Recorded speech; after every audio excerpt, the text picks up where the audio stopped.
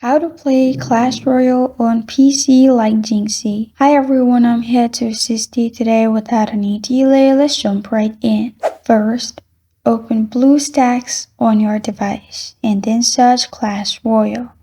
After that, you'll find this kind of screen pop up. Click on Install. After you've clicked on Install, your Clash Royale will be installed and you will be able to play the game on your PC. Another thing what you can do is open ChatGPT and search code for terminal to run Clash Royale. Scroll down and you'll find different options for Mac and for Windows.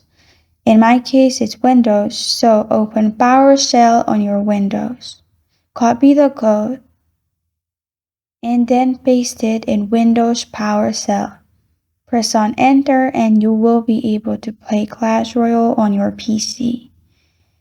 This is how to play Clash Royale on PC like Jynxzi.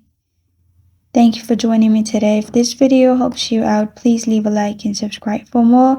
Got a question or want to suggest a topic? Comment below. Thank you for watching.